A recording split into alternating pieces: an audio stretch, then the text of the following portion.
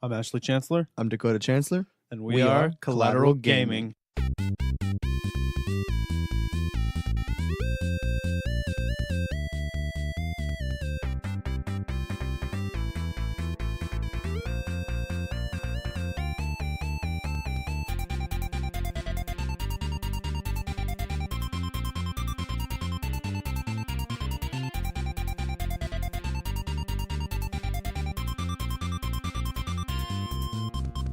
Welcome to Collateral Gaming, the only video game podcast that matters, where we focus on good games, bad games, and everything else in between in the world of gaming. We are podcasting straight from somewhere in South Texas, and yes, my friends, we are a 420 friendly podcast, so smoke it if you've got it. Legally, that is, Collateral Gaming does not endorse any illegal activities. However, we do understand that the listening and viewing experience of podcasts is best enhanced by certain recreational, all-natural substances. However, if the consumption of such substances is illegal in your state or country, then understand that you are doing so at your own risk. Yeah, but we here at Collateral Cinema, we condone all of it. Everything. All the whole gamut. Whatever you want. Oh, goodness. My name is Ashley Chancellor. Fun fact, I once possessed 0.001% of Shaggy's power when I cosplayed him at a party. Bullshit. Now, I run a Bullshit. pseudo-successal podcast, so make of that what you will. Yeah, pseudo. Pseudo being the key term there. Yeah. Oh. Pseudo podcast. I'll accept it. I'm here today with the other half of the Chancellor brothers, Dakota Chancellor.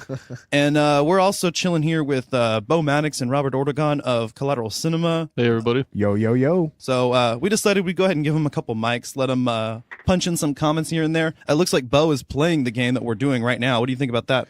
It's interesting so far. I just talked to this Santa Claus-looking motherfucker here. He's sitting at a campfire, and I'm just running around in a nice little valley or something. Well, if you couldn't figure it out already from what Bo has given us, this wonderful description, but what game is it we're playing, Ash? The Legend of Zelda, Breath of the Wild. Woo! This is a game I have been super stoked to talk about. This is one of my all-time favorite games, if not my all-time favorite game, right up there with The Legend of Zelda Majora's Mask. They're kind of tied at the first spot equally in my mind. But ever since we thought up to do this podcast, I've been thinking about doing a Zelda game, and we put a poll up there. We let the people decide because I put my two favorites out there. Yeah, that was it, your two favorites. And, well, actually, there was a tie, but due to a tiebreaker with one of my friends, the public decided that Breath of the Wild was the first one we're going to talk about. Yep, don't worry, we'll still talk about the other one later. Oh, yeah, next season we're going to do Majora's Mask, and then the season after that, we'll be doing another Zelda, and we'll just keep going. We'll keep going. There's so many Zelda games, might as well just keep it going, you know? Speaking of which, The Legend of Zelda, that's something I really want to get into. I set aside a whole talking point just to introduce Zelda, since this is our very first Zelda episode this season. Dakota,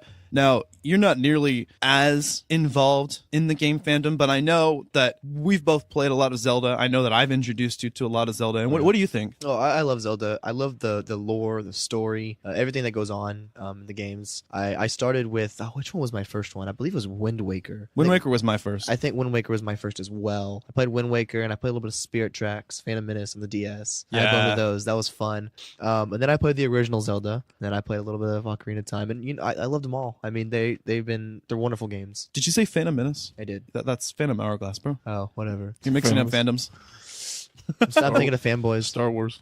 So, The Legend of Zelda, this is a game series that's so beloved by the game community. I mean, every game that comes out, every mainstream title gets a 9 or a 10 out of 10 in most gaming magazines and game reviews. Well earned. Yeah. This is a franchise that's been going strong for over 30 years now. It's crazy. In fact, the very first game of the series was released on this day, 1986. Of course, I'm speaking from the point of view of the day I'm going to be recording this. It's actually the day before Valentine's Day today for us. Yeah. That's sweet. But for y'all, it should be February 21st, which is the day the very first Legend of Zelda game came out, the Hyrule Fantasy. Oh, yeah. And the gaming community has been rocked ever since. In fact, this is a series that in many ways has influenced the gaming industry of today, the action-adventure genre, puzzles, even high fantasy as it's represented in gaming. Yeah. So, and with each entry, like I said, the games are highly praised. They're always giving great scores. This isn't another series like Call of Duty or Assassin's Creed where they're just pumping out titles every year. Instead, these games are built from the ground up it takes them years. You know, every Zelda game, every main series Zelda game uses a different engine. Every single one. They don't reuse assets. How many of the years did they spend making Breath of the Wild? Breath of the Wild. Let's see. The first time it was announced was I mean, it would have been even before that, but it's been out there for at least 5 years before it came out. Yeah. It was sitting around. They had announced it that there was going to be a game, you know, and everyone expected it, of course, after Skyward Sword. After which they released several other titles in between. Multiple, yeah. Of some like portable title, handheld titles, in order to keep the fans from starving. Yeah, what? Link Between Worlds, right? That was one of them. Yeah. I remember that one. I never played it, but I saw you play it on your DS.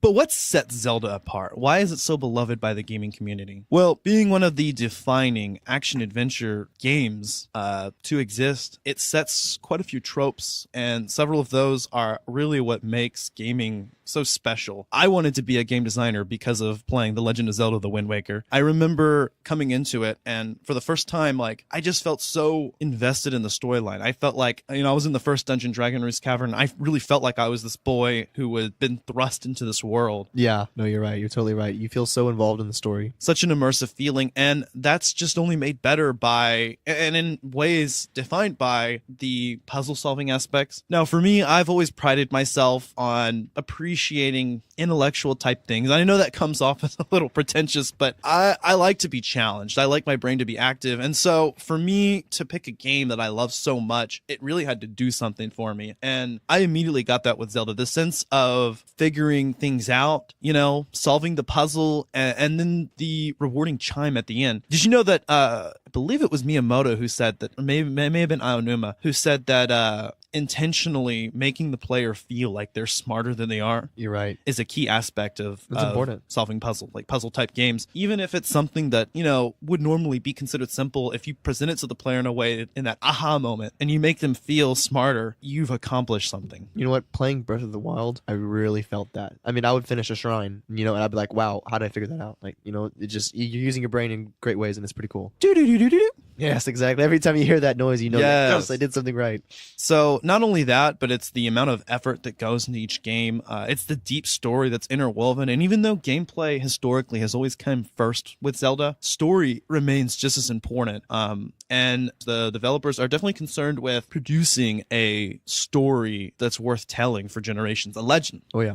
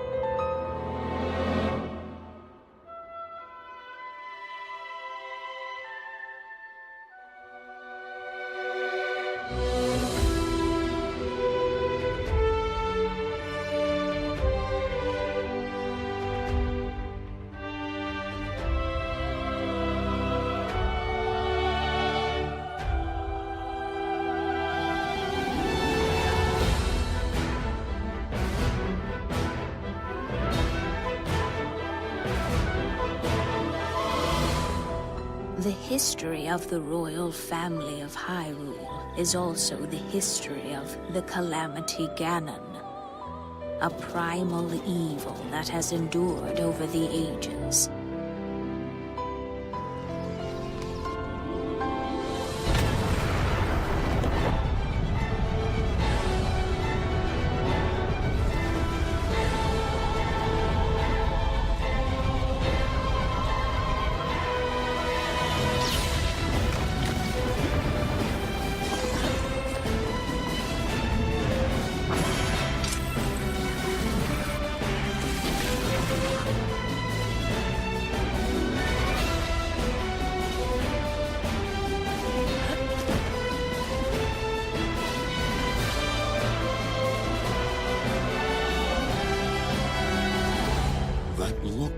Face tells me that you have no recollection of me, however. I think you are now ready. Ready to hear what happened 100 years ago.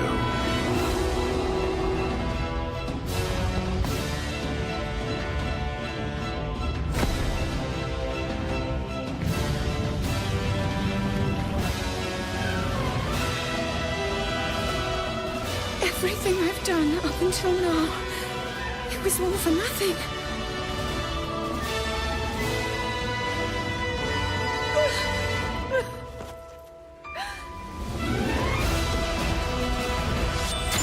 Here it comes!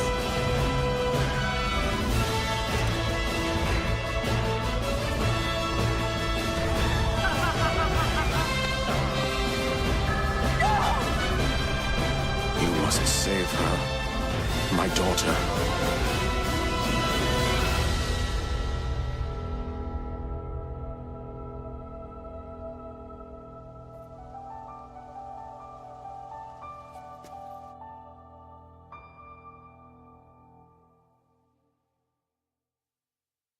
Open your eyes. Now, one of the most beloved titles in the Zelda franchise itself, of course, is The Legend of Zelda Ocarina of Time. This is a game that has stood on a pedestal for a very long time. It's a game that's been considered the definitive Zelda. It was the transition from 2D to 3D. It was, for a long time, considered the most revolutionary title in the series. I mean, you've heard all about Ocarina of Time growing up. Oh yeah, and to think that it's stood on this pedestal that you mentioned for so long. I mean, it came out on the Nintendo 64. Yeah. I mean, that's a long time. Well, and the main reason why it's defined that way is that it set the standard for 3D Zeldas. Right. And so you have the Wind Waker, Twilight Princess, even Skyward Sword to an extent that use the same format that was started with Ocarina of Time. The same basic control scheme, the same concept, the same ideas. And that hasn't really been redefined since this newest one, Breath of the Wild. Now, Breath of the Wild can now be considered, I believe anyway, the next revolutionary entry in the series since Ocarina of Time. And in many ways, it takes the game from what would be considered the stage before, I don't know, the 3Ds to the HDs, or you could say to taking the series to the true open world as it's defined today. And it does so by completely refreshing the series in so many ways. I mean, right off the bat, Dakota, you've noticed quite a few changes. Oh yeah, definitely. I mean, you there's different things you do. Like, for instance, in this game, you have the runes versus the actual items, right? There's the same tropes, the same, always having like bombs in the game, for instance. Yeah. But there's a lot of things that stay the same. The way puzzles are done, dungeons, a boss at the end of every dungeon, the same tropes, same kind of thing. So yeah. Yeah, so it combines some things that are completely new with some series staples that it manages to maintain. And yet it's so different that several gamers felt like it didn't feel like a Zelda game. That's a common argument I've seen. And I was tempted to think along those lines too, just because of how different it is from the Ocarina of Time staple, right? Which in and of itself is kind of its own era that just ended now, an era that we thought would continue forever, but of course after a while ideas get stale. And what happened with Breath of the Wild is it changed that formula so much that people felt like, this is a good game. I hear this often. This is a good game, but it's not a Zelda game. I have to completely disagree. No. Because you have to go back and remember what truly defines Zelda. And to do that, you can't go back as far as Ocarina. You have to go as far back as the original. You're right. And I've played the original, which is a lot to say from someone born in 95. Yeah. After it was released. But I've played through the original. The difficulty curve was something that truly impressed me and gave me this sense like, games used to be more difficult than they are now. But that isn't true either. Yep. It's a pendulum. And in many ways, as the market continues to focus on the more hardcore gamers, we see the pendulum swing back in the favor of high difficulty. Right. And so Breath of the Wild definitely brings that difficulty back. Yeah. I mean, there's so many things. It's actually a meme at this point. How many ways you can die in Breath of the Wild. You're right. Right off in the beginning, you can get killed by any enemy. You can get struck by lightning. You can fall to your death on a wet slope from raining. Oh yeah. I mean, just in the beginning of the game, you'll fight enemies and they can kill you in one hit. And the one way in which the game is introduced harkens back to the very first game in many ways. In fact, some people felt that this game wasn't in of itself a remake of the original. And it's not. I think it's a separate enough concept concept, but the one thing it does definitely harken back very intentionally is that you're thrust into a world with almost no instruction. Right. And there's help for people that want it, but the game doesn't hold your hand either. No, you're right. It doesn't. I mean, there's a kind of a linear path you should take to, learning the story, but at the same time, you can do whatever you want. You can skip whole tutorials. Not only that, but the dungeons can be completed in any order. Any order, you're right. And if you want, as soon as you get out of the tutorial segment off the Great Plateau, you can go fight Ganon. Yeah. You'll get your ass whooped, but you can fight Ganon. So, Dakota, now you haven't completed the game 100%. I just started to get you to play this week. Yeah. But what are you most impressed with so far? I love how this game sets like a whole new staple for the open world feel. I like when we played Fable, I loved it. Felt open world, but this game, it sets a whole new staple. It sets a whole new way of imagining Zelda. You start off in an area and then you fly off of it, and it's just once you leave the Great Plateau, it's like you have so much to do. You don't know where to start. There's so much going on. It's such an open, beautiful feeling, and I love that. Certainly. I think it definitely sets a new standard for both the open world format and the Zelda formula. Right. And we're going to talk about the former in a little bit here, but in particular, thinking about what makes a Zelda game, what's the first thing that comes to mind? Oh, dungeons for sure. Dungeons, yes. And that's really the meat of gameplay here. And in many ways, Breath of the Wild kind of, I don't want to say diminishes that, but it makes so many other things also important that in a way, it's not that the dungeons disappear into the background, but, well, let's just talk about it. Yeah, let's go ahead and say it. So the thing with Breath of the Wild is that it only features 4 dungeons, which is unusual. In Zelda games, we're used to 7 to 12. Right. And these dungeons aren't in any way particularly longer than some others in the series, but they are very interesting and they're very new. Right. In previous entries, of course, especially with the Link to the Past, Ocarina of Time standard, dungeons were usually set around the mechanism of an item. You're right. And there was that aha moment where in the middle of the dungeon, you acquired said item, and then you were able to turn the tables on that dungeon in order to access new areas. And then finally, you would generally use that item to defeat the boss. Usually, yes. Now, we've still got somewhat of that structure here. I mean, we've got a dungeon. We've got a key ability that allows you to turn the dungeon upside down, literally in this case. Literally. Yeah, you use the map. And then that's followed by a boss. In this case, though, there are no longer dungeon items, as the dungeons are meant to be played in any order that the player desires. Yes. Even more free than the very first Zelda game was, where you could complete some dungeons in different orders, but there was somewhat of a structure. There were sort of certain dungeons you could only do before others. In this game, those 4 dungeons can be completed in any order as soon as you get off of the Great Plateau. Yep. And the key to turning these dungeons over in this case are the dungeons themselves, because the dungeons themselves are called the Divine Beasts. There are 4 of them, Va Rudania, Va Meadow, Va Ruta, and Va Naboris. And they are these sort of giant automaton animals that are part of an ancient technology, which is a motif in this game, of course, is that there's this ancient technology left behind by the Sheikah, who are always a cool race, right? Always have been. And it's weird, this ancient technology. It's almost sort of it's a new age, this technology, but there's some sort of magic involved, it seems, almost. Yeah, and in a world that's dominated by magic, of course, you would expect the high technology may be powered by that magic in some way. Exactly. And the Divine Beasts retain aspects of both of those, but very mechanical. Oh, yeah. And so the Divine Beasts are the dungeons themselves, so you are going inside of the giant robot animal. Yep. And there's usually some key aspect of the animal that can be changed. For instance, Valmeadow, who's a bird, can tilt its wings, which would allow it to steer, but within the inner workings of the dungeon, allow you to reach new places by having the entire dungeon shifted, tilted.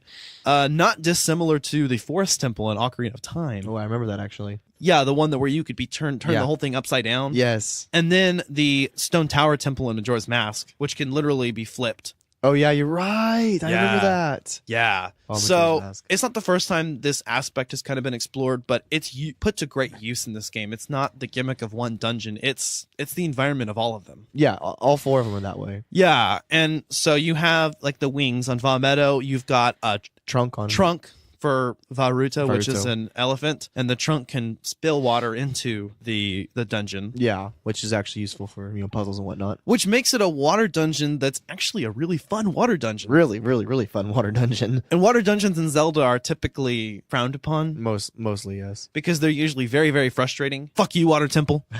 No, I'm just kidding. I didn't never really had a big problem with the water temple, but then again, that may have been because I was back in my consulting walkthrough days. And you just love a challenge. Well, I guess back then you didn't if you consulted a walkthrough, but Well, I'd get a little carried away and I'd look up one thing and I'd be like, oh, let me do exactly what this says because I just love following instructions. cheater. I know. I felt like I was cheated out of my Zelda experience because I consulted a walkthrough for so many of the ones I originally played. I no longer do. I figured shit out myself. You're right. But anyway, that's actually a fun water dungeon. And then we've also got our fire dungeon, which is Valrudania. You're about to go into that one. About to, yes. And that one's a lizard which can turn between 0 and 90 degrees, which changes some aspects of the dungeon. That's cool. And then the final one is Von Naboris, which is a camel, which has these rotating midsections that create electrical currents whenever they're rotated a certain way together. You'll have to play it. Yeah, to understand that. But so far, the 2 dungeons that you've completed, Vamedo and Varuto. what did you think? Oh God, they're awesome. I started with Vamedo, which was the flying bird. And that one was a really good one to start off with because it really gives me a taste of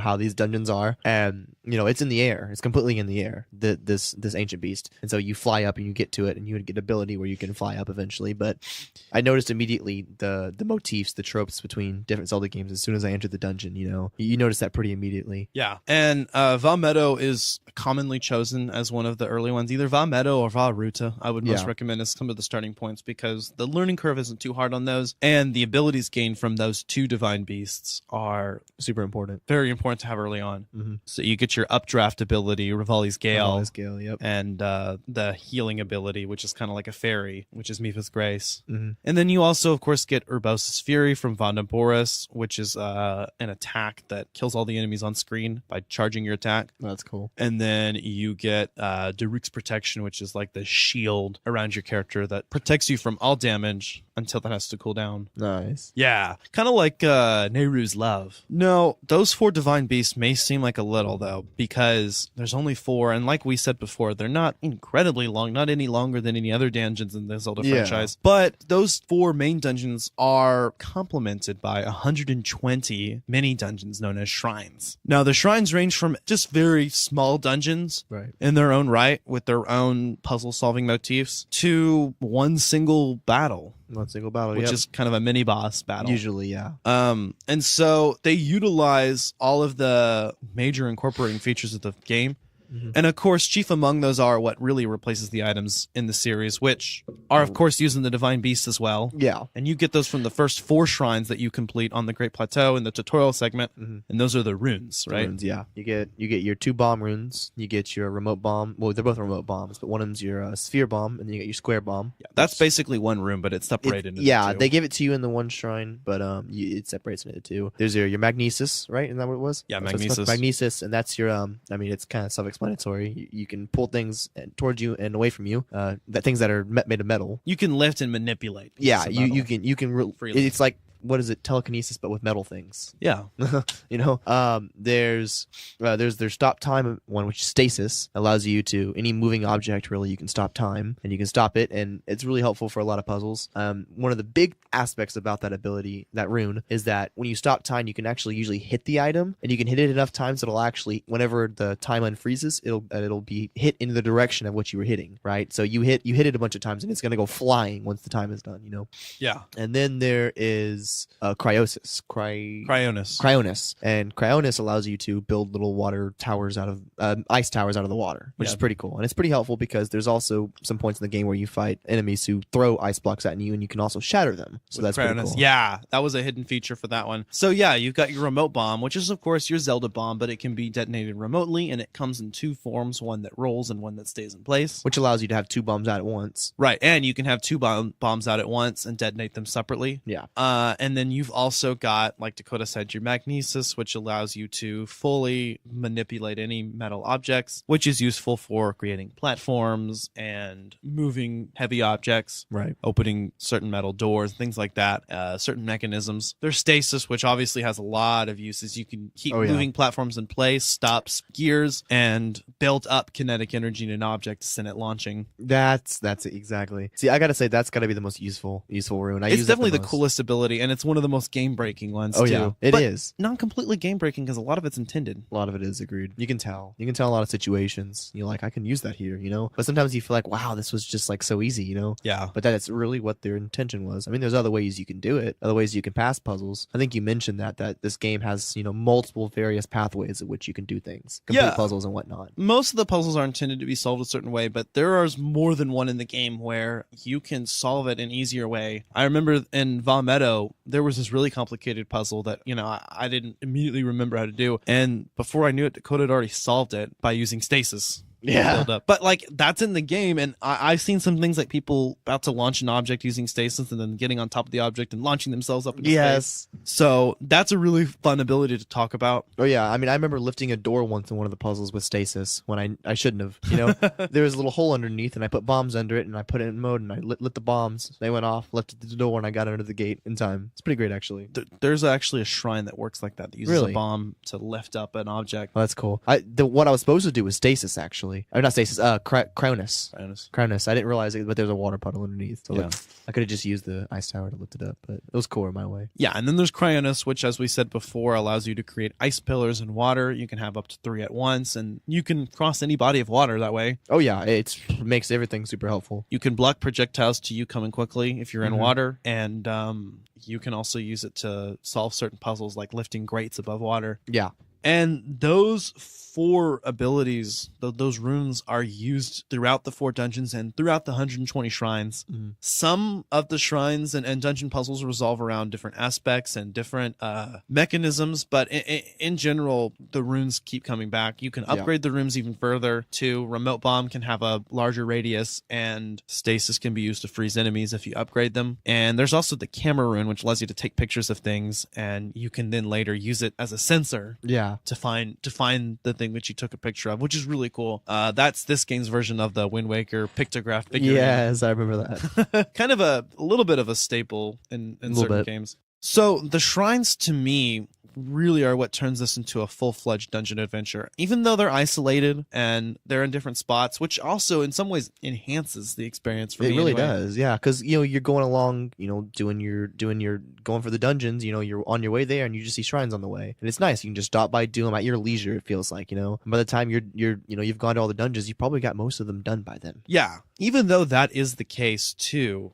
They make up for a complete dungeon experience, more dungeon content than any other Zelda game, in fact. And so I feel that this game is truly played if you complete all 120 shrines. Now, all but 4 of them are actually optional. Yeah. And several of them are well hidden and take quite a bit of looking around to get. You may not get all of them just through the adventure alone. You may have to wander off the beaten path. I think once I hit about 100, I started consulting a little bit online help to track down the last few ones. I would too. I mean, it makes sense. Sometimes they're just hard to get to, But there is an in-game sensor built for that. That's one of the items that you can set your sensor to find, in addition to items that you take a picture of. So as long as you have that on while you're adventuring, it'll go off, and you really aren't taken out of the action. Most of the time, you're wandering the landscape to your next goal, but those goals are very major. You're usually trying to get to the next divine beast, and you're okay with getting distracted in the way between because you're exploring the world and you're looking for the shrines along the way. Right. No. Yeah, that's exactly what happens. I mean, it's just they're kind of there, but it's they're on the way to your path, and it's nice because it's like you said, it doesn't take any time out of your day. Yeah. And it's nice. You get a spirit orb from it, which I guess we haven't explained yet. But from each shrine you get a spirit orb, and spirit orbs you can get up to 4 of those. And well, not up to 4, but if you get 4, you can go to a fairy, which are usually like a prey statue, like a fairy statue. It's a goddess statue. Goddess statue, that's it. And you can either get a heart container or a stamina vessel. Yeah. Which is pretty nice. Kind of similar to the pieces of heart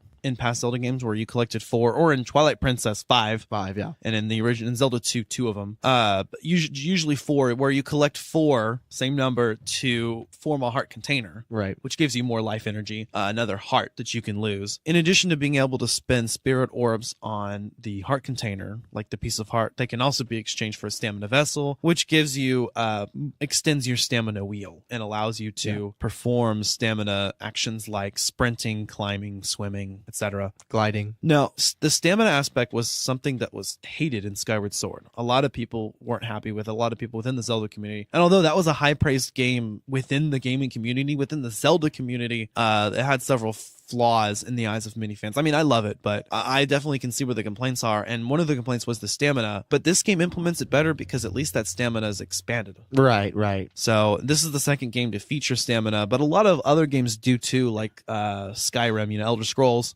And this game in many ways has been compared to Skyrim in terms of the open world scale. Oh yeah, which is really crazy too, because I mean, I remember playing Skyrim for the first time, and it was revolutionary. Yeah, I played that game, and I was in awe. When I first played it, I did so much in that game, and so to think that this game's compared to that is really interesting. Now that I'm older, I can see the comparisons. I can see why they see that.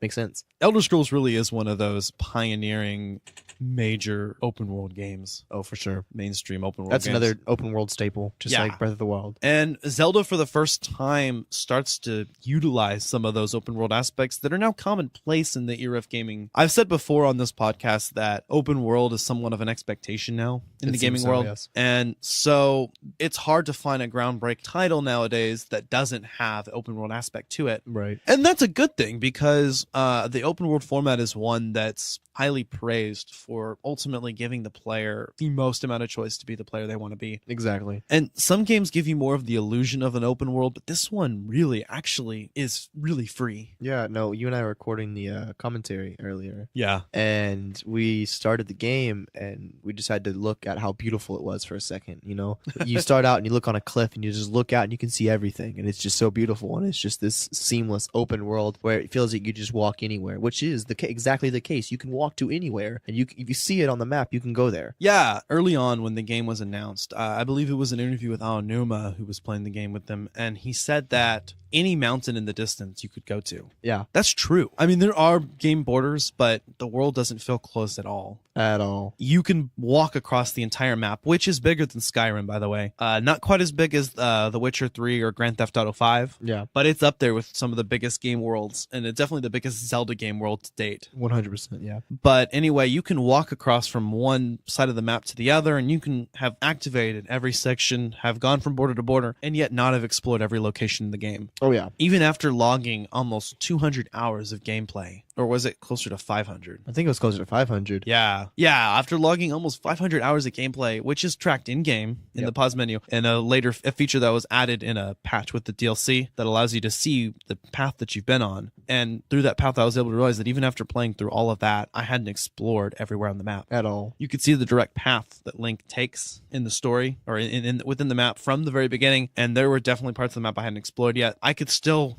If I still had the game now, which I don't because my Switch was stolen, we had to play this on the Wii U. Yeah. But which is fine. It's still great. No problems with that. But anyway, if I were able to jump into that same save file now, I would still come to new areas in the map that would pop up with the words like you found a new location. That's so crazy. And I still had 450 or so Korok seeds to find. God. Those are like 900 total, right? This game has 900 Korok seeds, which are collectibles that allow you to expand your inventory for about the first half of them. And then the last half of them give you literally a golden pile of shit. That's exactly what it looks like. No, that's literally what you get. You get a golden pile of shit. That is it's called Hestu's gift, but it's very clear because it looks like shit, and the description of the item lets you know that's what you get for 900 Korok seeds.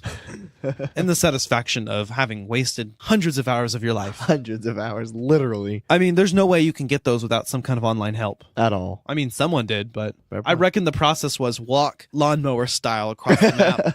Pick up everything, run to everything, Here's something about that too, okay?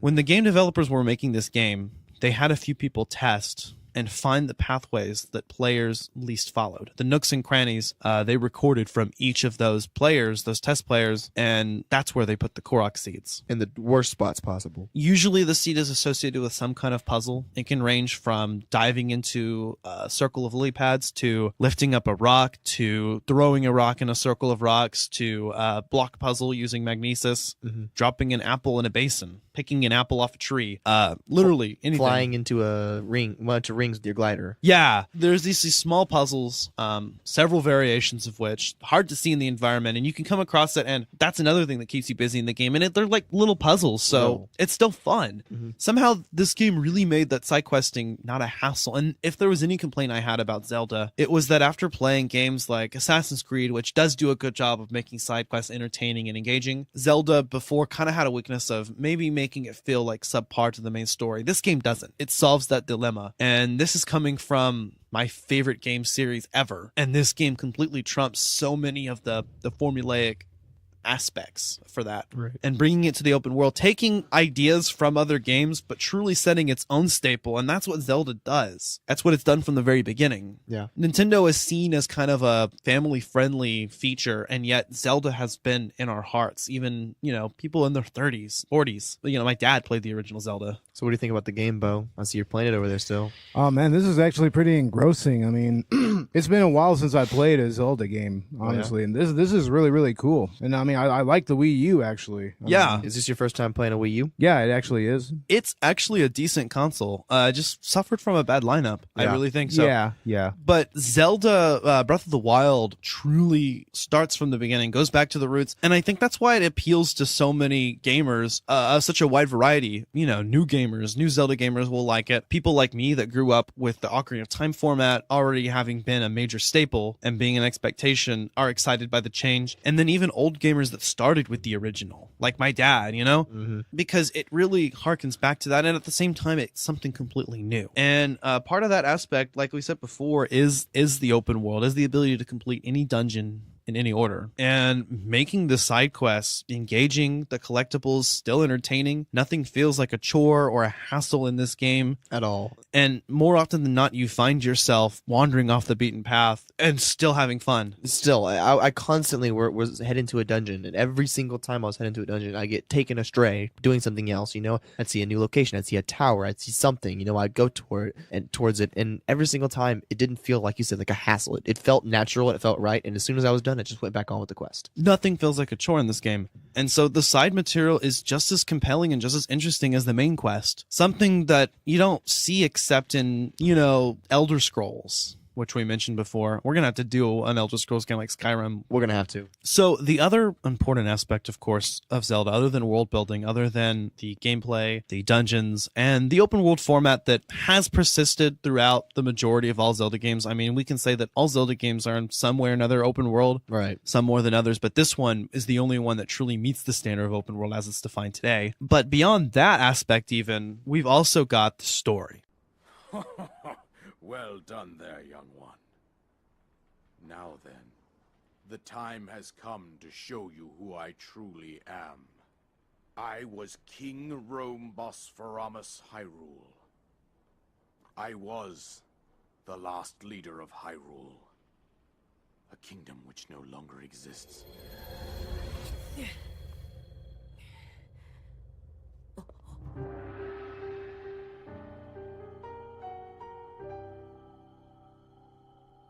The Great Calamity was merciless.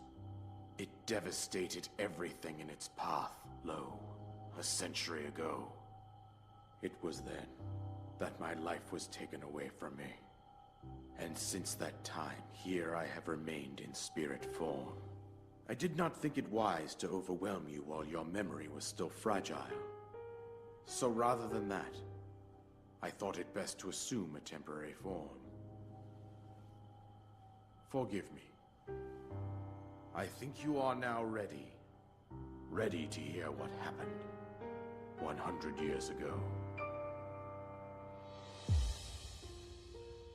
To know Calamity Ganon's true form, one must know the story from an age long past. The Demon King was born into this kingdom, but his transformation into malice created the horror you see now. Stories of Ganon were passed from generation to generation in the form of legends and fairy tales. But there was also a prophecy. The signs of a resurrection of Calamity Ganon are clear, and the power to oppose it lies dormant beneath the ground. We decided to heed the prophecy and began excavating large areas of land. It wasn't long before we discovered several ancient relics made by the hands of our distant ancestors. These relics, the divine beasts, were giant machines piloted by warriors. We also found the Guardians, an army of mechanical soldiers who fought autonomously. This coincided with ancient legends, oft repeated throughout our land.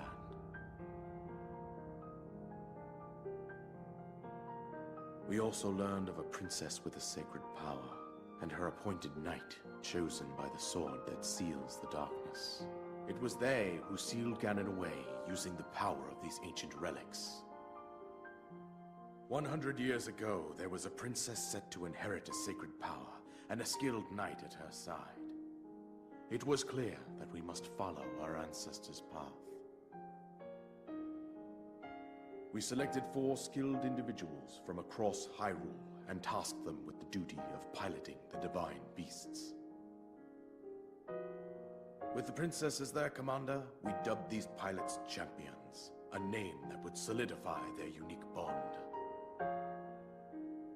The princess, her appointed knight, and the rest of the champions were on the brink of sealing away Ganon. But nay. Ganon was cunning, and he responded with a plan beyond our imagining.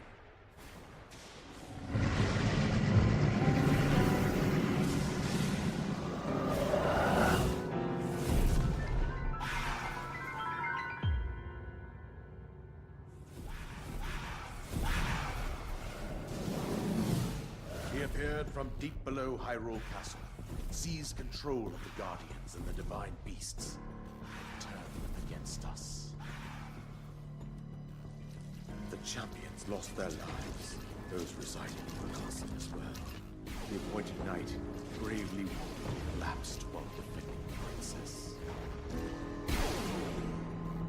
And thus, the kingdom of Hyrule was devastated absolutely by Calamity Ganon. However, the princess survived to face Ganon alone. Link, you are our final hope. The fate of Hyrule rests with you.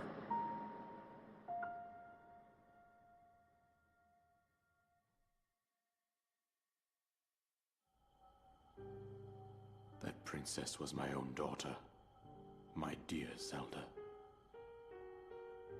And the courageous knight who protected her right up to the very end. That knight was none other than you, Link. You fought valiantly when your fate took an unfortunate turn. And then, you were taken to the Shrine of Resurrection. Here you now stand, revitalized 100 years later. The words of guidance you have been hearing since your awakening are from Princess Zelda herself. Even now, as she works to restrain Ganon from within Hyrule Castle, she calls out for your help.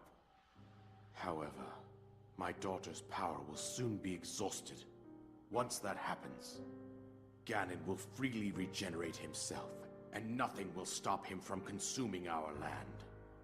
Considering that I could not save my own kingdom, I have no right to ask this of you, Link. But I am powerless here. You must save her, my daughter, and do whatever it takes to annihilate Ganon. Somehow, Ganon has maintained control over all 4 divine beasts, as well as those guardians swarming around Hyrule Castle. I believe it would be quite reckless for you to head directly to the castle at this point. I suggest that you make your way east out to one of the villages in the wilderness. Follow the road out to Kakariko Village. There you will find the Elder Impa. She will tell you more about the path that lies ahead. Consult the map on your Sheikah slate for the precise location of Kakariko Village. Make your way past the twin summits of the dueling peaks. From there, follow the road as it proceeds north. And we've mentioned before that Zelda's story is something that, I mean, it takes a backseat to gameplay, but in no way does that take away from it. No, it's the story from Zelda is unique, very unique. I mean, there's the same trope of you have to save the princess, but it's the story behind it is so unique, and there's always Ganon, there's always Link, there's always Zelda. Yeah. But it's just so unique. The magic that's involved, you know, kind of the like this one has the ancient technology. I mean, that was just it's genius. Yeah. And run us by that story of Breath of the Wild. Well, in this game, you start out, you wake up in a little room. It's a shrine of resurrection, I believe is what it's called, correct? And you wake up there, no clothes, and nippleless, and you soon realize that you were put in there 100 years ago after the downfall of Hyrule, the Great Calamity, where Ganon takes over, Calamity Ganon takes over, and he destroys everything, rains hell, wreck shit, exactly, fucks bitches. Exactly. But all this time, Zelda locked you away, and you and a bunch of other champions, which I'll get to in a minute. But Zelda locks you in the Shrine of Resurrection because she's fighting Calamity Ganon in the Hyrule Castle the whole time. Yeah. Entire 100 years, she's fighting him, and so you get out and you have to go help her while she's tired of fighting him. You know, she's about to give up, and you're the last hope. What's her Hyrule. secret? What is her secret? What's her secret? How does she still look the same age after 100 years? That's a good point. I mean, Link was in a Shrine of Resurrection. I mean, I guess he was kind of kept in stasis. Yeah. Is Zelda like sealed in time? I guess so. He's frozen? Kind of like a time loop of fighting Calamity Ganon. Maybe so. Something like that. That's some Doctor Who shit right there. But anyway, yeah, and so, you know, your goal is to go through all the dungeons, which each of the dungeons has an ancient beast, which were taken over by Ganon. 10,000 years ago, there was this advanced technological civilization, right, ruled by the Sheikah, and they developed these machines known as the Guardians, which were meant to protect people, and the Divine Beasts, which 4 champions of each race could pilot. Right. There was a princess, there was a hero also during that time 10,000 years ago. Not much is known about that story. However, the champions were able to pilot the Divine Beasts and weaken Ganon, while the hero, some incarnation of Link presumably, and the princess were able to seal away the beast. Now, flash forward 10,000 years later, the Kingdom of Hyrule is in perfect order, but they come across some of these ancient designs. They unearth and excavate them. So this is 10,000 years after the ancient this ancient civilization, right? So society has reverted back to the medieval setting. Right. And they start utilizing the Guardians and the Divine Beasts. They hire 4 new champions who are going to fight Calamity Ganon, who is starting to become unleashed again. Yeah, because they prior to that, like you said, the reincarnation of Zelda and Link, or I guess ancestors, whatever you want to call them, they had locked him away before under the castle. Yeah. And, well, he's managing his way out, obviously, because he always does. Yeah. And so Link, who is a knight serving the princess, yes, and Zelda, along with the 4 champions, Daruk, Urbosa, Mipha, and Rivali, who represent each race, the Gorons, Zoras, Gerudo, and Rito, respectively. I think I had those in the right order. Like that. They each pilot one of the Divine Beasts, and they're set to assault Ganon, and then suddenly, well, actually not suddenly, because Zelda had difficulty unlocking her power, and that is shown through the flashback scenes as Link awakens his memories. And we'll get to that in a second, but Link almost dies. And right at the last moment, Zelda finally awakens her power, which can be used to seal Ganon, but it's too late. And so Zelda has to put Link in the Shrine of Resurrection, and he sleeps for 100 years.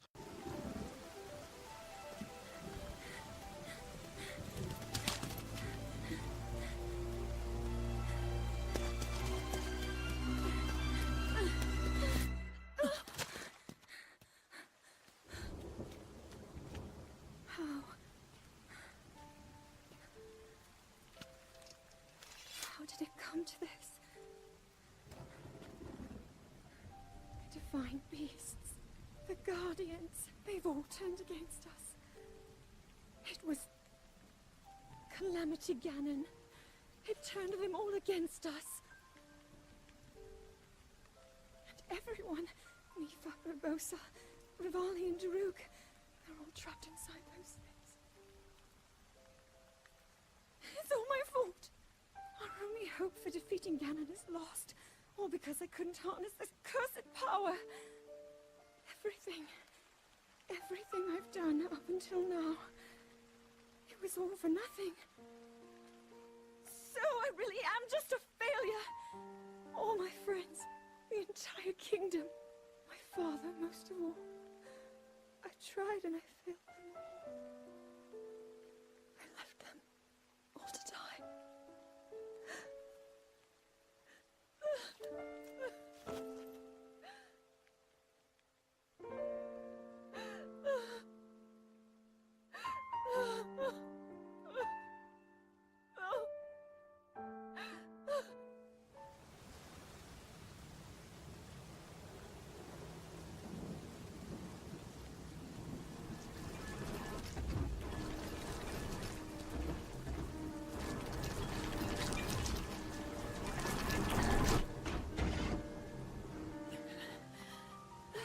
Save yourself.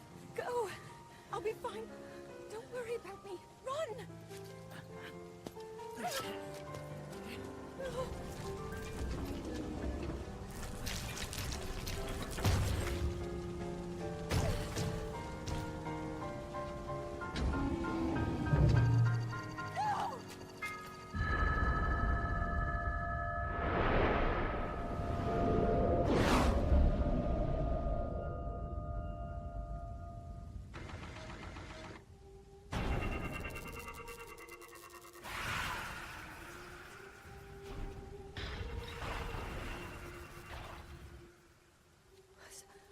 Was that the power? Huh? No! Link, get up! You're just fine.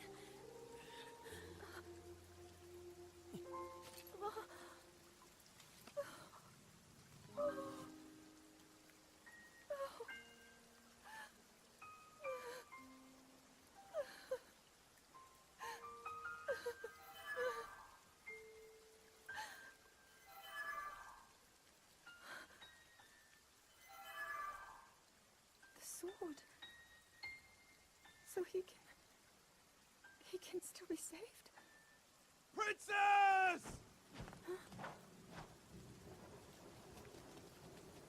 Princess, are you all right? Take Link to the Shrine of Resurrection. If you don't get him there immediately, we are going to lose him forever. Is that clear? So make haste and go. His life is now in your hands.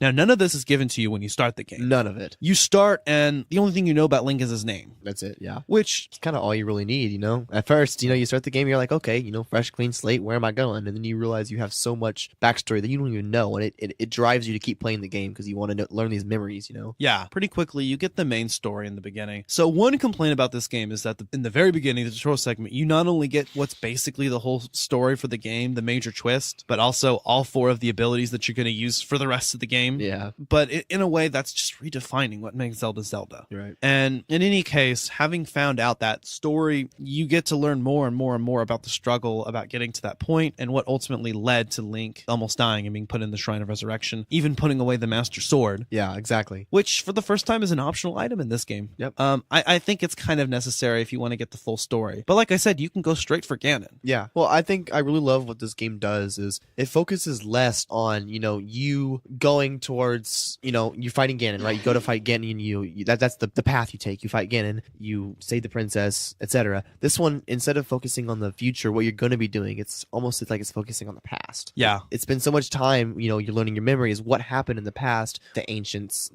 civilization, and then you learn about yourself and what you did 100 years ago and what happened 100 years ago. And you spend so much time learning about that you don't even realize that you're actually, about to fight Ganon. Yeah. And they did a really good job of that, I think. And if we didn't make it clear enough, the entire game is framed by the idea of Link being completely amnesiac, not remembering who he is. Right. He knows as much as we know. Exactly. That's why you feel so connected with him, because you learn with him, and that's why you feel so engrossed in the game. And anyone that knows Zelda knows that Link doesn't speak, and yet we do get some insight into his personality, but in a way it also represents our own. He's a link between the player and the character, and he's his own character in his own right as well, in many ways. Maybe an idealized version of what every player would be.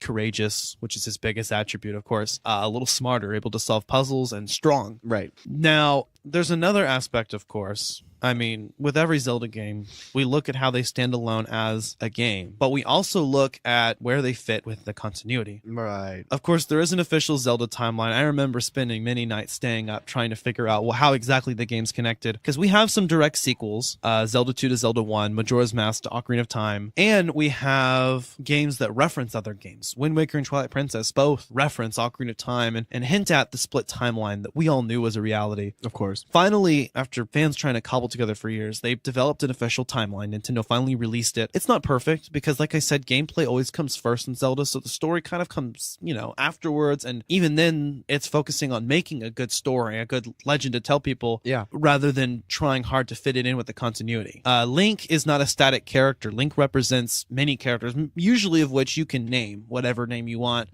that are all reincarnations of the same spirit. Same thing with Princess Zelda, the titular character, and even Ganon or Ganondorf has been reincarnated, but is usually the same one. It's usually the same, yeah, exactly. In any case, these games fit together in a way, and they do make references to each other, and just because it comes third, how the game's story fits with the narrative of the entire series, that doesn't mean that it's completely overlooked. And I think a lot of people had this cop-out explanation which makes sense, but it's like, oh, well, the games are all a legend, and it's just people retelling. Well, no, some of the games reference other games. Right. And it does fit together. We had the split timeline, which made perfect logical sense. It makes sense. It really does. So when Nintendo released that official timeline, I was extremely happy about it. Some people were pissed. Some people felt like it was kind of cobbled together. I think there was a basic structure that was set. Definitely each main series game thinks about where it is in relation to other games. Sometimes they've retconned, but they've managed to keep together a basic structure. And then at the end, they realized that there were some loose ends, and I think they tied those up. I think the third split, the Downfall timeline, was kind of one of those cases where that was the only way they could cobble it together retroactively. But other than that,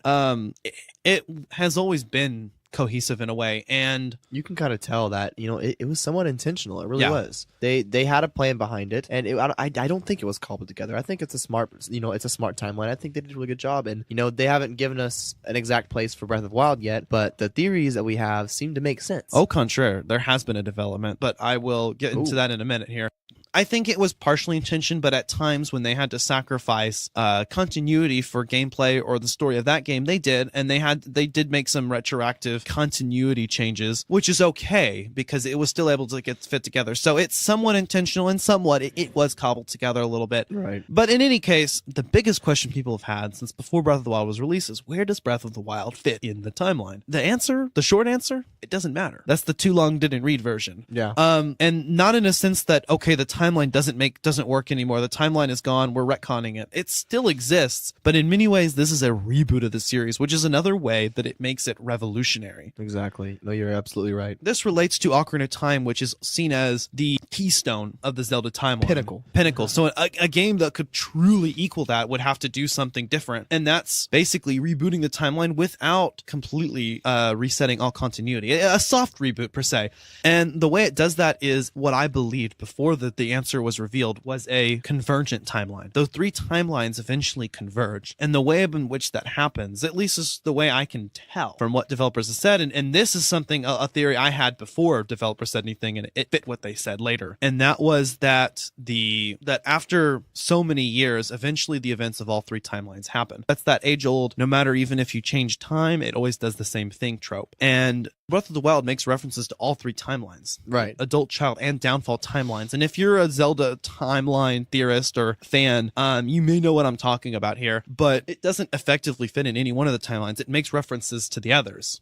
So the idea is that it's a convergence, not in the sense that some magical event happened that brought the timelines together, but in a sense that time always repeats itself. And so after however long it took to create an advanced civilization, tens of thousands of years, right? And then 10,000 years after that, and then 100 years years after that. They give you so much playroom with that. Yeah. During that time, the events of every timeline happened. Hyrule was flooded, Hyrule was blanketed in twilight, and the hero died. Exactly. Allowing the Rito and the Koroks to coexist with Wolf Link.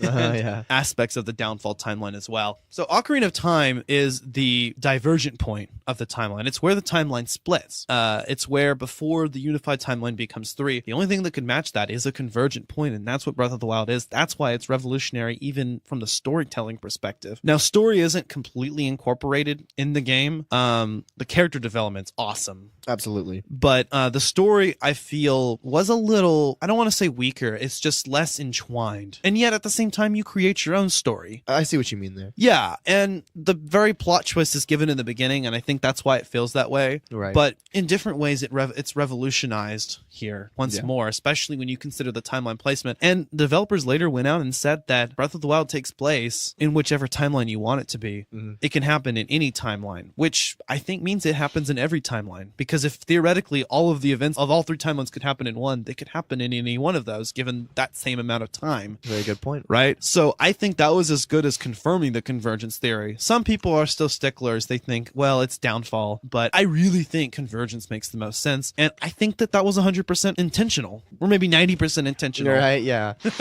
Now, there is one more aspect of this game. And I know we're running on time here. But I mean, there's just so much to talk about. Oh, yeah. There's one more aspect, of course, which is the DLC. Now, Dakota, you don't know anything about the DLC. In fact, you haven't finished the main story. I barely finished the main story, exactly. I haven't even. But there was 2 DLCs that came out. I played them both as they came out. The Master Trials and the Champion's Ballad. Master Trials adds a master mode to the game, which is even more unforgiving. God. Harder enemies. It's already bad enough. Yeah. There's some points where you realize, like, crap, this is difficult. This is actually pretty difficult. You have to be careful out there. So it added the master mode. Also, the Trial of the Sword, which allows you to power out the Master Sword. Nice. And some other additional items that make life easier. A Korok mask that allows you to see where Koroks are at. A medallion that allows you to set a teleportation location anywhere. The map location where it told you where you are on the map, where you walked on the map. That comes with the DLC, right? Yeah. And then the second DLC is definitely the bigger one, and that's the Champion's Ballad. That adds a whole new storyline which focuses on the 4 champions and also adds a new dungeon. And the item you get from that dungeon is the Master Cycle. That's right, ladies and gentlemen. There's a motorcycle in this game. And it's an ancient technological motorcycle, but it's badass. That's cool. You can zip around the map in it. It's so much fucking fun. And yet it still takes a while to get from one end of the map to the other. Trust me, I tried it. Wow. Who needs a horse? Yeah. So the Champion's Ballad is a lot of fun. I really enjoyed that. Not just the motorcycle, but the whole extra dungeon. So there's 5 dungeons now. And technically, Hyrule Castle is also a dungeon. You're right. That's it actually is. It has a whole dungeon map. Although you can pretty much go straight to Ganon. But there's a shrine actually hidden inside Hyrule Castle. That's cool. It's like a dungeon in a dungeon. Dungeonception. So that being said, it's going to be a little while before we get the next main series Zelda entry. Obviously, they worked really hard on this game, and it took a while. But I think this is where the series is headed in the future. Yep. What do you think is going to happen?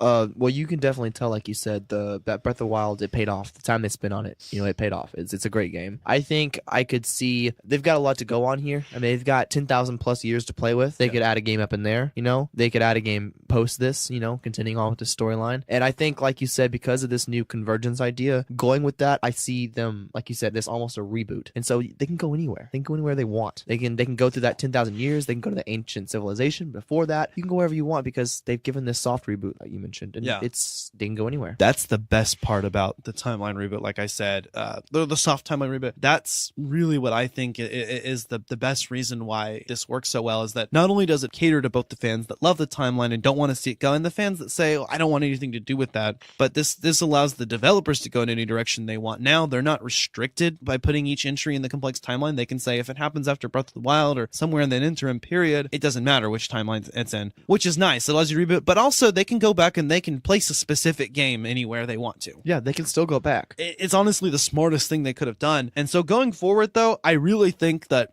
story-wise, timeline-wise, we're probably going to go along the lines of, from here on out, it probably won't matter too much. Probably would not, no. But gameplay-wise, I think that this format, of course, is going to be adopted. I mean, Breath of the Wild was also revolutionary sales. I mean, you remember the shortage of Nintendo Switches when it first came out. Yeah, It I was a remember. bitch to get my Switch. Let me tell you, I paid an extra $100 for it. Dang, that's crazy. The reason why there was a shortage, the reason why they were selling so well was literally for this game. Yeah, people bought Switches just for Zelda. Even though it was on this game released on both the Wii U and the Nintendo Switch, a lot of people didn't have a Wii U because it undersold. And even I have a Wii U, and I bought a Nintendo Switch to play this game. Yeah, exactly. The aspect of being able to play a console Zelda game and take it anywhere with you is really cool. And the Switch takes full advantage of the game's graphics. Absolutely. So coming forward, I really think that this format, which caused the game to massively oversell, will be continued. I think, like I said before, since this was a revolution in the Zelda franchise, this is the format that's going to be adopted from now on. Ocarina of Time had its era where we used the same formula, but now it's time to move on, and it worked. That's what got me into Zelda, was that formula, and now it's time to try something new, and I think Breath of the Wild represents that. I think this open world format is going to be the standard. Of course, every Zelda game manages to make itself completely different. That's what I love about the franchise. Is they all feel different, Every single one of them. even when they maintain certain aspects and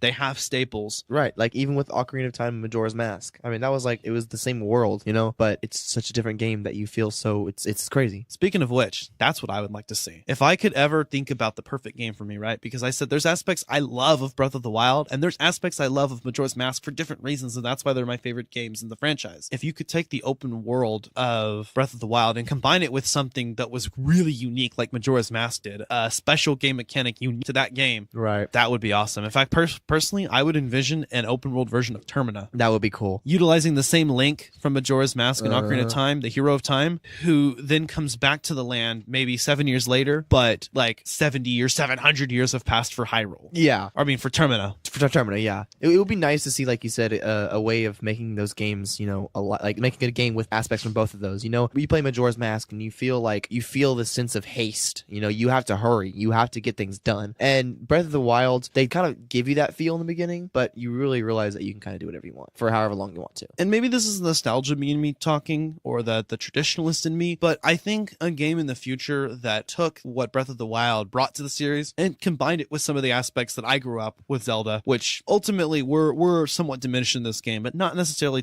as a negative thing. Right. But for me, you know, if this was up to me, the perfect game for me would be to combine some of those back, bring back a little bit of that item-based dungeon solving, that after I get this thing, I can open up more of the map as a whole. Like maybe you could do the first few dungeons, you can go anywhere you want, and then the world doubles, and there's a whole new set of dungeons. Yes, that'd be pretty cool. And that would be in line with the usual Zelda mid-game twist, where your first quest kind of comes to an end, and then you find out there's something completely different. Yes. Which is a recurring trope, of course, in the series. So I think that would be really cool, but definitely I think the format of Breath of the Wild is going to be used. Honestly, I know Nintendo are sticklers for not reusing the same assets. I mean, Majora's Mask was an exception. Right. Some of the spin-off titles, you know, do that, but they could honestly run a game at least on the same engine. I mean, Breath of the Wild is so huge. I know lots of players who said they wouldn't mind having the exact same world, but a new adventure set in it. Makes sense. Yeah, like maybe like a new set of DLC or Right. something, right? Maybe a relocation of some new shrines or whatever, you know. Maybe even have the same world, just like shrines different places, or maybe a whole new, not even shrines, maybe something else, maybe just a bunch of dungeons, you know. That's like the second quest in the original Zelda. Yes. Everything's changed around. Everything. So that's what I would like to see, a game that incorporated, and what my idea was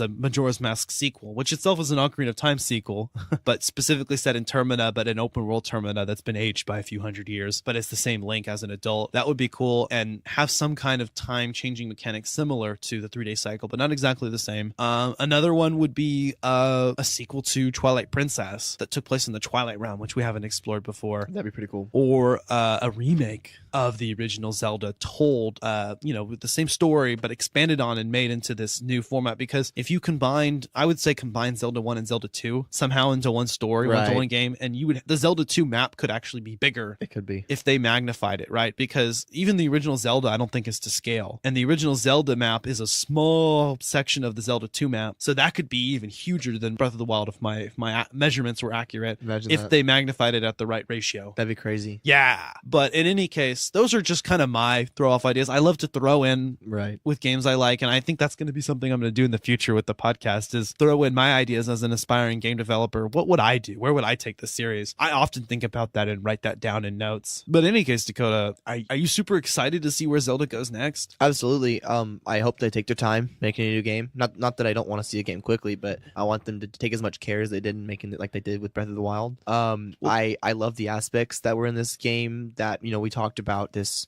sense of the less focusing on what's going to happen, what's happened prior to this, the working on the past, like I mentioned before. I think they could use a lot of that going forward.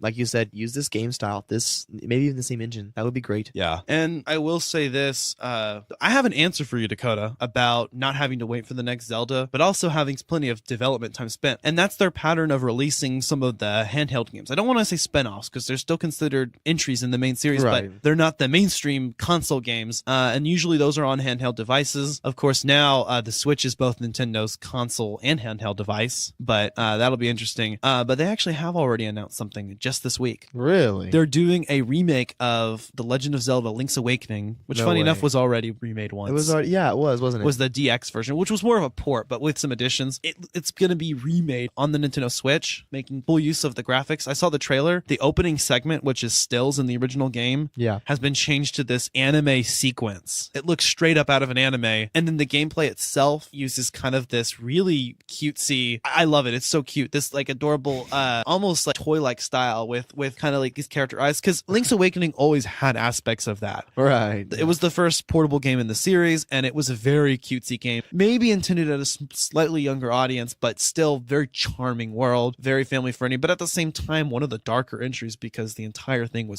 That's crazy. But in any case, that's coming out either this year or next year. I didn't look. That's been announced, so we're gonna have that Link's Awakening remake on Nintendo Switch. That looks badass. That's one of the more overlooked entries in the franchise. So that's gonna tide us over while they develop a new, bigger title. Mm-hmm. Now that we've discuss the future of the Zelda franchise, the only thing that's more exciting to discuss the future of is our podcast. Yes, that's the plan. Yeah, we're gonna be a part of Chill Level Radio now that we talked to Chill up there, and it's gonna be pretty cool. We spent like a good hour and a half on the phone with Chill. At least an hour and a half or something like that. Yeah. He seems really cool, but he's gonna help us get set up. The Chill Level Radio platform is gonna help us out, expand our reach, and we're also gonna give them whatever we can, which is maybe some more listeners. We definitely recommend any of the podcasts that are on the Chill Lover Radio. Anytime. And maybe next season we'll start doing some podcast shout outs as well. That'd be cool. Yeah, we started doing that this last season, and it's gotten quite a response, actually. I mean, that's good to hear. I'm thinking gaming should follow next season. Yeah, for sure. Start doing podcast shout outs. But we are super excited to be your new video game podcast. Ooh, we want to share the content with you. We want to get our Let's Plays out, our indie episodes out. And guys, if you have any feedback, let us know. Reach out to us. You can find me on social media, Ashley Chancellor. I'm available pretty much everywhere: Facebook, Instagram, Twitter, Snapchat. Same here. Yeah, you'll find me anywhere. Dakota's there too. I'm tagged in all the Collateral Gaming, Collateral Cinema posts usually, so you should see me. You can find Bo and Robert also. Bo Maddox, Robert Ortegon. Oh yeah, certainly. You can Facebook. find us wherever. You can find both Collateral Gaming and Collateral Cinema on those platforms. Yeah, wherever you get your podcasts. Yes, sir. And we're expanding. We're trying to get ourselves on more formats. Chill Level Radio is going to help us out with that. Hopefully we'll get iHeartRadio, SoundCloud. We're really excited. And the thing we're most excited about, of course, is the next game that we're going to review for y'all. Yep. And what might that be? Well, it's another ambitious game, I'll say per se. Maybe not nearly as highly well received. I know we haven't done a bad game yet. This one isn't really either. If anything, we're kind of apologists for this one. We try to be because we were so hyped for it. We had huge hype. I mean, I pre-ordered this game. Yeah. But that's No Man's Sky. No Man's Sky. Which it's a really interesting game because we'll get to it more in the podcast when we talk about it. But you want to talk about open world. This is open world. This is like algorithms of creating planets. You're in space. This is ridiculous. There is no end to this world. It's a procedurally generated universe. Yeah. It's its own universe, and that in and of itself is cool enough. Although some people felt that it fell flat on the gameplay. We'll get to that next episode, and we'll let you know what we think about that. Spoiler though, we kind of like it a little bit, but we realize what flaws. Sounds interesting. I mean, Yeah, we ought to bring it in here for you guys to play it. Yeah, that sounds like fun. Yeah. Speaking of which, I saw you put down the game. What did you think? Oh, it was very interesting. Did you die one too many times? Maybe a few too many times. I don't know. I mean, You know. I hear you. And Robert, what about you? I know you haven't played this game, but have you played any other Zelda games? No, I haven't. Oh, you're missing out. You're missing out. So, You gotta guys, play one. what's next from Collateral Cinema? Well, we're taking a little bye week right now, or should I say a 2-week bye week or whatever. We're going to have an indie movie review. We're going to check out a film on Amazon Prime called Unlisted Owner, which is going to be pretty interesting. And I know that Robert's looking forward to that. Oh, right? yeah. Yeah, definitely. And we're also going to be doing the Steve McQueen cult hit Bullet. Robert, you're the one who chose that for the podcast. What do you have to say about that one? It's your movie, Holmes. Say something. Movie. I just wish we had it playing in the background. Yeah, Oh, yeah. yeah. The famous bullet chase scene. I mean, we're going to see that. You guys are going to love it. Hope y'all love it. We will. Oh yeah, we will. And I'll show you the release of the bullet card, Ooh. too. Sounds good. Ooh, that sounds 2008, interesting. And the commercial he came out with in 2005, which is weird because he died. And he died in 1980. Yeah, Funny how that works. sounds about right. Sounds about right. Well, that'll give you guys a lot to look forward to, and we're very excited to share that with you. Just an FYI on your note, Bo, Collateral Gaming will also be taking a sabbatical, or, not actually a sabbatical. Just Radical sabbatical. just a hiatus, just a 2-week Yeah. hiatus, which allows us to get ahead and Play some games. play some of the games that we're going to be doing this season, and I can also get that Fable 3 Let's Play out. There you go. I can get the infamous video podcast out, which I want to get out at least by the time I actually have this episode released. Right. That's the hope. Hell yeah. I mean, I'll be playing some Zelda. I'll be playing more Yeah. Zelda. I promise you. I'll keep playing this game. Yes, sir. It's a fun game. I gotta say. Yeah. It's pretty interesting. So if y'all haven't played Zelda, go play Zelda Breath of the Wild. In fact, if you haven't played any Zelda ever, I mean, obviously you're missing out. But Breath of the Wild is also a great entry point into the franchise. That being said, my name is Ashley Chancellor. I'm Dakota Chancellor. We are Collateral Gaming, and we are Out. Laters, everybody.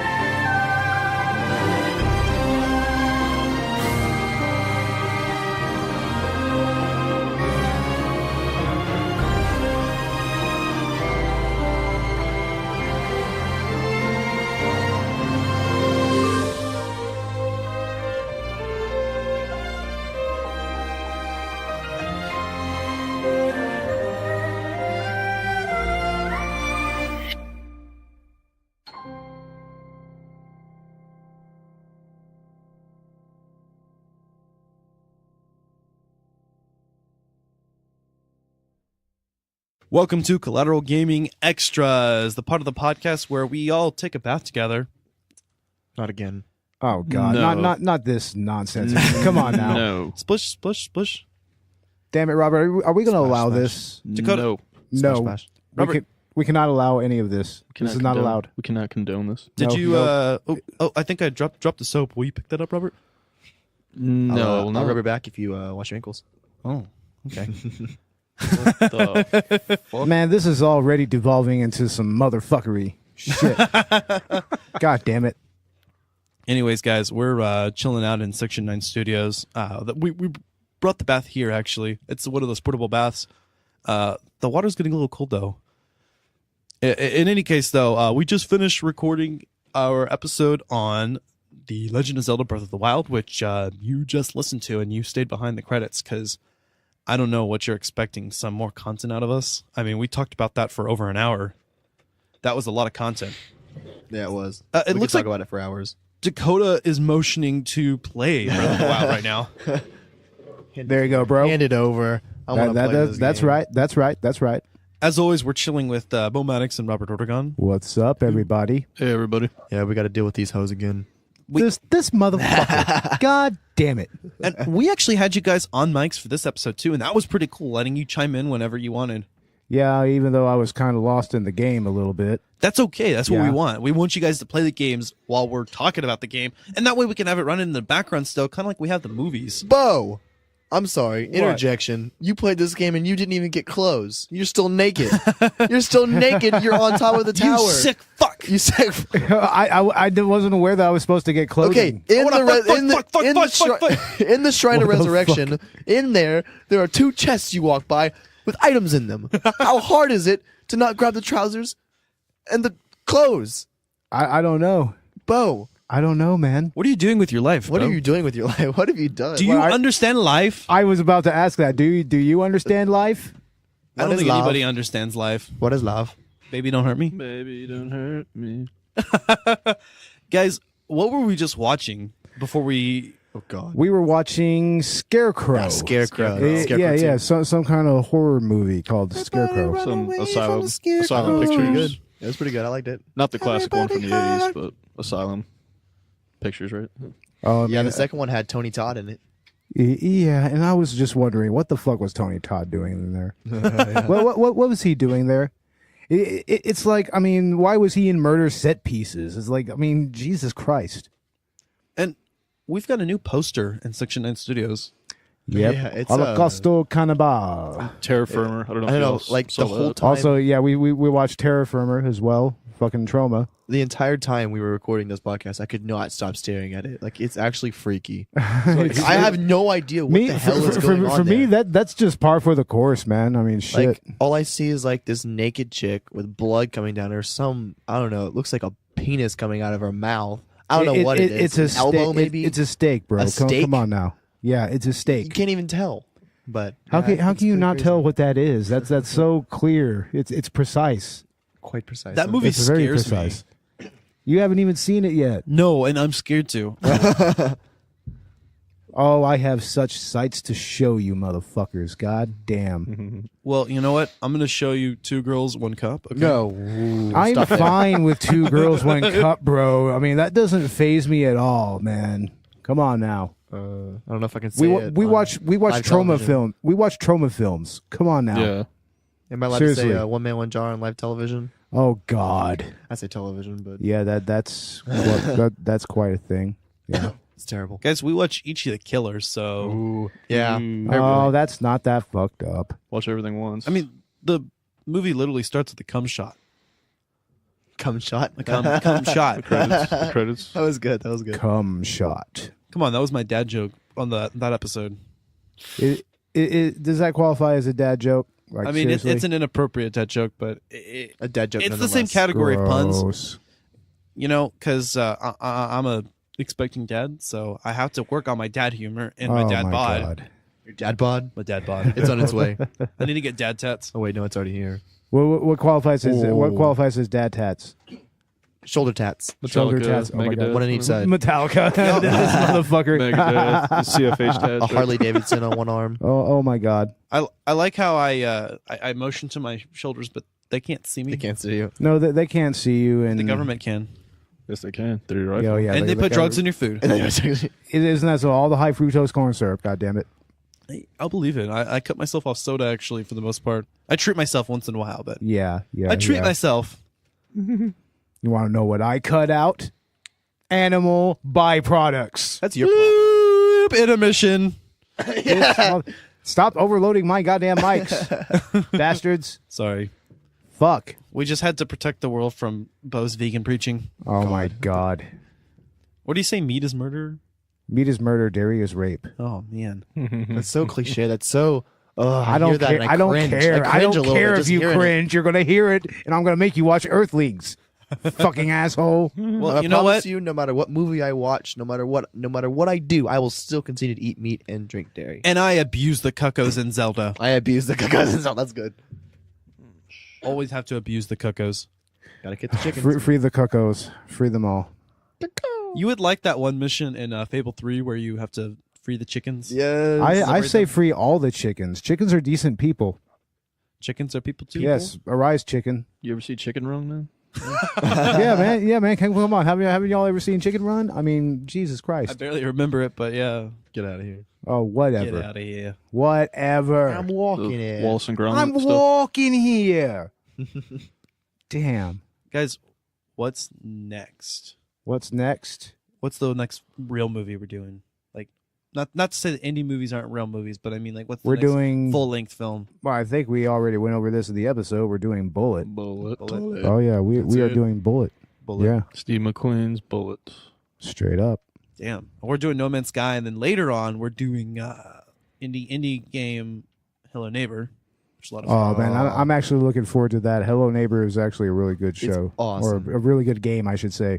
Ooh, and you guys are in for a treat for our 420 special. Oh, yeah. wow. I don't want to spoil it yet, but You're gonna love it. Well, then It's- don't. it's No, related Yeah, to yeah. Zelda. What are you doing? Why are you even going to tease us? If you love this game, you're gonna have a love-hate relationship with the next one. It's Love a viewer. hate relationship, huh? It's We'll stick it's with for the that. viewers. Everything's for my viewers. All 5 of them. All 5 of them. Yeah, No, yeah. 5 of them is right.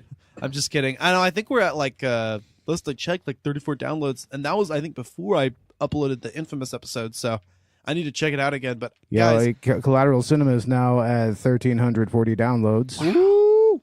Ooh. Guys, there. we don't want to make light of our follower count. Actually, we're so happy with any person that downloads this app, whether you're friend, family, or you're someone I've never met, which actually is kind of even cooler. Yeah.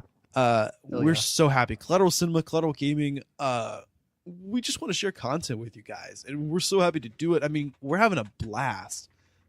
This is just our hobby, and we love doing this. We love producing content. We love talking about things. It might be your hobby, but this is pretty much my profession. Ooh. Yeah, Called you out. I know, man. This is your career. Yeah, this is professional for me. But your career is your hobby. I mean, that's the best part. You know what I Oh, mean? hell You're doing yeah. what you Hell love. yeah. And nothing beats that. Oh, tell me about it. I mean, seriously. Yeah, I mean, It's not really work if you love it. Yeah, seriously. exactly, and that's more than can be said for our shit job. Yeah. Fuck all that bullshit. Damn it. Well, it's entry level retail, so I can't say anything. I mean, it's the best job I've had. I keep coming back to it, but It Yeah. pays the bills. it pays the Yeah. bills. I mean, Something to eat. Yep. but Yeah, gotta have something to eat, right? as with any retail food service, I mean, there's bullshit, and I'm excited to branch out and have a real job one of these days. I think I had one of those. What's that? What's a real job? We're sitting here talking into mics. Real job. This is a real job. What are Yeah. you talking about? I sure hope so. Yeah, don't belittle this, man. This is I'm not. this is following our dreams. Like, you want to sit in an office at 9 to 5? Fuck that shit. You know what I mean? No. Unless that's what you Hell, like. hell no. Hell no. Or Little break cuticles. your back for some Cuticles. asshole. Yeah, seriously. Yes. Fucking assholes. Guys, we would love to make this our career. I mean, Doug, if this ever picks up, if this shit goes, I mean, I'd put all my time into this. I'd quit my job if we started making money on this. Well, Ash, that means that we need to start pushing the Patreon and Podbean patron accounts. yeah, that's right. And we will be working on our first actual video for Patreon, right, Robert? Yeah, we will get. Yeah, down it's to going to be doing like a movie recommendation sort of thing. It's going to be exclusively for patrons. We are going to get merchandise together to start giving to people at various tiers. So look for that very soon, ladies and gentlemen. Patreon.com/Collateral Cinema Movie Podcast. Or I think it might be a C Cinema Podcast. Guys, that's all the time we have for today. But hey, stay tuned for next week's or next episode's Collateral Gaming extras. Extras. You got it. All right, guys, we're out. Laters. Get out of here. Go. No, you're not going to tell me to get out of my studio. No. I mean the viewers. Like The viewers, they can stay in the studio. You need to go. Oh, you just got called out, boy. I guess I'm the problem. No, I'm just Guys- playing. I'm just guys- playing, ladies and gentlemen. There's nothing else. Why are you still listening? There's everything else, ladies and gentlemen.